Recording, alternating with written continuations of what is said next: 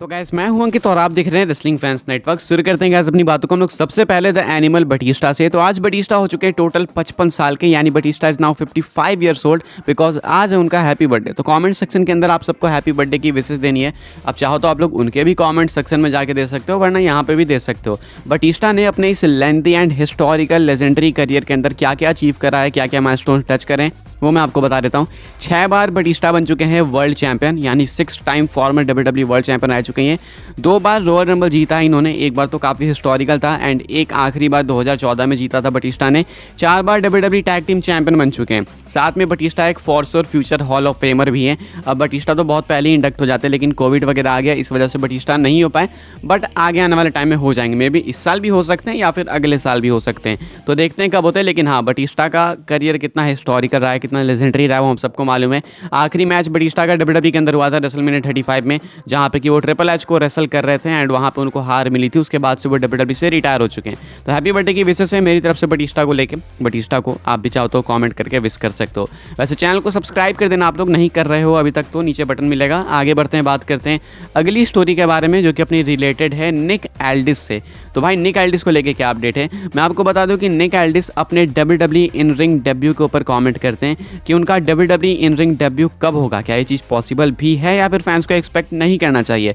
अभी रिसेंटली एक इंटरव्यू के अंदर आए थे निक एल्डिस एंड बहुत ही कुछ बात करते हैं, मैं आपको बता देता हूँ। कहते हैं Nick Aldis, anything is possible in WWE, I deeply appreciate all the fans who keep me alive in this regard, who want to see me in the ring with this person or that person. Since my interaction with Roman, a whole different conversation has arisen, is committed in this regard. उसके बाद कहते हैं, I'm just grateful for the interest in it. At the same time, I'm fully committed to the being the best general manager ever. So I'll cross that bridge if I get there. If WrestleMania ever takes place in London, I would definitely do everything in my power to be a good candidate for that event. It all depends on timing, opportunity, and what fans want to see. If fans want to see it, the opportunity is there and it's good for business, never say never. तो अपने in ring WWE debut के बारे में कहते हैं कि मुझे बहुत अच्छे से मालूम है कि फैंस मुझे अप्रिशिएट कर रहे हैं, मैं भी उनको अप्रिशिएट करता हूँ। कहते हैं कि वो मुझे चाहते हैं इन रिंग रिटर्न या फिर डेब्यू कह लो WWE के अंदर इन रिंग डेब्यू करते हुए देखना।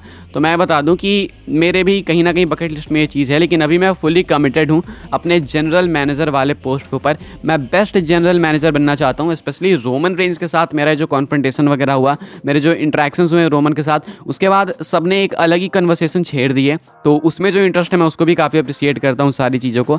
अगर रेसलमेनिया कभी लंदन में होता है तो देन मैं फॉर श्योर अपनी पूरी पावर लगा दूंगा जो भी हो सके कि मैं उसको हेडलाइन करूँ एंड मैं वहाँ पे as a major talent enter करूँ। अब ये कहते हैं कुछ निक एल्डिस, साथ में कहते हैं कि देखो भाई हो तो कुछ भी सकता है, नेवर से नेवर, यानी कि इनकी बकेट लिस्ट में एक इन रिंग रिटर्न WWE के अंदर इन रिंग रिटर्न जरूर से लिखा हुआ है। बहुत टाइम से इन्होंने कभी अपना इन रिंग परफॉर्मेंस दिखाया नहीं है, because last time I guess ये NWA के अंदर कम्पीट करते हुए देखे थे।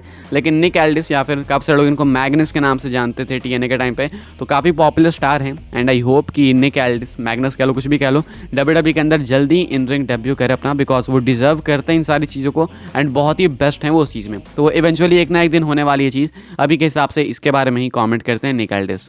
आगे बढ़ते हैं गैस, बात करते हैं अगली स्टोरी के बारे में, जो कि है guess Randy Orton the viper को लेके एंड LA नाइट को लेके। तो रैंडी ऑर्टन ने कमेंट करा है LA नाइट के ऊपर। अब देखो LA नाइट जो है भाई, वो करेंटली एक ऐसे टैलेंट है जिनको फैंस हमेशा देखना चाहते हैं टेलीविजन स्क्रीन पे। हमेशा चाहते हैं कि फैंस की भाई LA नाइट को पुश मिलते रहे एंड उसे वर्ल्ड चैंपियन भी कुछ लोग बनते हुए देखना चाहते हैं। ऐसी डिमांड्स थी, अपॉर्चुनिटी भी मिली LA नाइट को, लेकिन अनफॉर्चुनेटली वो सही टाइम नहीं था उनके वर्ल्ड चैंपियन बनने का, इसलिए WWE ने उनको बुक नहीं करा। अब ऐसे में रैंडी ऑर्टन क्या कॉमेंट करते हैं LA नाइट के ऊपर, वो मैं आपको बता दूँ। बहुत लंबा चौड़ा स्टेटमेंट दिया है रैंडी ऑर्टन ने, तो मैं आपको सीधा हिंदी में ही बता देता हूँ। रैंडी ऑर्टन कहते हैं कि देखो बहुत अच्छी बात है, मुझे बहुत अच्छा लगता है उसे देख के कि भाई फैंस उसे इतना अप्रिशिएट कर रहे हैं, इतना पुश मिल रहा है उसे फैंस की तरफ से एंड वो ऑर्गेनिकली हुई चीज़ है। लेकिन दिक्कत यहाँ कि मैंने कई सारे ऐसे सुपरस्टार्स देखे जो कि अचानक से ओवर हो जाते हैं क्राउड में काफ़ी ज़्यादा, लेकिन उनका फ्यूचर कुछ होता नहीं है। मैं ये नहीं कह रहा कि LA नाइट के साथ भी सेम होगा, मैं कहीं से ये नहीं कह रहा, मुझे इसमें काफ़ी डिफरेंट चीज़ें भी दिखती है, मुझे इसके अंदर पोटेंशियल दिखता है। तो मुझे पूरी होप से कि ये बंदा कहीं ना कहीं और ज़्यादा बेटर होगा, लेकिन डाउट तो कहीं ना कहीं मेरे अंदर है, बट मेरी बेस्ट विशेस वेल विशेस इसके साथ है फॉर श्योर।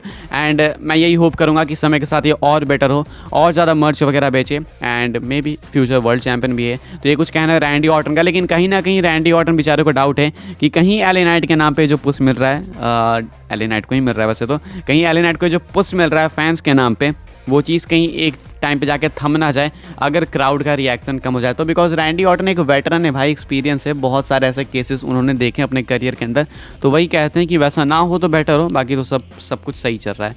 आगे बढ़ते हैं गाइस, बात करते हैं अगली स्टोरी के बारे में जो कि है ब्रॉक लेसनर को लेके। बीस्ट इनकार्नेट ब्रॉक लेसनर का क्या स्टेटस है एलिमिनेशन चेंबर के लिए वो मैं आपको बता दूं।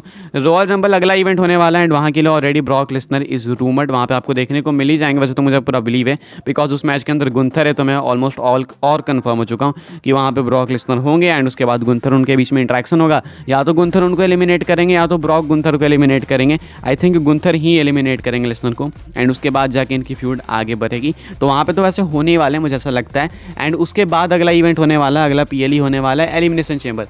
क्या हम लोग एक्सपेक्ट करें ब्रॉक लेसनर को वहाँ पे? तो इसका आंसर है यस, आप एक्सपेक्ट कर सकते हो ब्रॉक लेसनर को वहाँ पे। अपडेट्स का कहना है, मल्टीपल सोर्सेज का ऐसा कहना है कि ब्रॉक लेसनर वहाँ पे प्रेजेंट होंगे। कहाँ पे? तो एलिमिनेशन चेंबर पर्थ ऑस्ट्रेलिया में, ऐसा एक बिलीव है। अब वहाँ पे लेसनर किसको फेस करेंगे वो नहीं पता, क्योंकि वहाँ पे गुंथर को फेस नहीं करने वाले हैं बिकॉज गुंथर के साथ उनका मैच रेसलमेनिया 14 में होगा। तो देन एलिमिनेशन चेंबर में लेसनर क्या करेंगे वो एक क्वेश्चन है, या फिर वो वहाँ पे होंगे तो कम्पीट भी करेंगे या फिर नहीं, हो सकता है कि वो कम्पीट ना करें, गुंथर का कोई और मैच हो एंड गुंथर पे अटैक कर दें। लेकिन गुंथर का मैच भी वहाँ पे कैसे होगा ये भी एक कन्फ्यूजन है बिकॉज गुंथर शायद अभी जा नहीं सकते यूएसए छोड़ के कहीं पे, ये भी बताया था गुंथर ने, तो शायद गुंथर एलिमिनेशन चेंबर में होंगे भी नहीं। तो ऐसे में डाउट्स है कि लेसनर अगर होंगे वहाँ पे तो क्या करेंगे, लेकिन अभी के हिसाब से माना जा रहा है कि लेसनर वहाँ पे प्रेजेंट हो सकते हैं। आगे बढ़ते हैं गाइस, बात करते हैं अपनी आखिरी स्टोरी के बारे में जो कि है एक new future blood line member को लेके।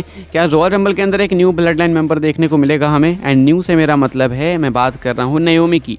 नाओमी इज कंफर्म्ड कि आपको देखने को मिलेंगी रॉयल रंबल इवेंट के अंदर एंड ऑलमोस्ट कंफर्म है, 100% कंफर्म है कि ये होगा ही होगा। अब ऐसे में नाओमी वहाँ पे होने वाली तो क्या उसके बाद वो ज्वाइन करेंगी ब्लड लाइन को? इसको लेके क्या है मैं आपको बता दूँ सीन। माना ऐसा जा रहा है कि पॉसिबिलिटी है बिकॉज बहुत टाइम से WWE चीज़ को डिस्कस कर रही थी लेकिन उसको हमेशा पुश करा गया, पुश करते रहा गया, उसके बाद नाओमी की कंट्रोवर्सी हुई, WWE छोड़ के ही चली गई।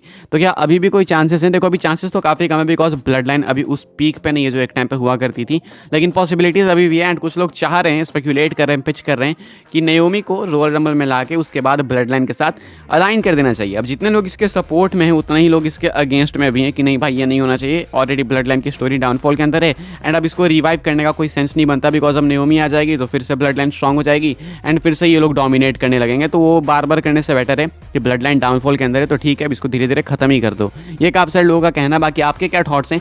क्या आप लोग चाहते हो कि रॉयल रंबल के अंदर नाओमी आए उसके बाद जाके वो ब्लड लाइन ज्वाइन करें, एक फीमेल एडिशन हो फैक्शन के अंदर? कमेंट करके बताना जरूर से। मेरे हिसाब से अब हो भी जाएगा एडिशन तो आई डोंट थिंक कि कोई बहुत बड़ा इफेक्ट आएगा, कोई बहुत बड़ा चेंज होगा बिकॉज ऑलरेडी मेरे अकॉर्डिंग ब्लड लाइन डाउनफॉल के अंदर जा चुकी है मुझे लगता है। इस वीडियो के लिए कुछ है गाइस, आई होप आपको वीडियो पसंद आई हो। आइए तो वीडियो को लाइक करें, शेयर करें, सब्सक्राइब करें, चैनल को फॉलो कर सकते हैं आप लोग मुझे इंस्टाग्राम एंड ट्विटर पे, लिंक आपको मिल जाएगा डिस्क्रिप्शन में। ज्वाइन कर सकते हैं व्हाट्सएप चैनल को, उसके भी लिंक है डिस्क्रिप्शन में। मिलता है नेक्स्ट ऑफर काफ़ी इंटरेस्टिंग वीडियो में।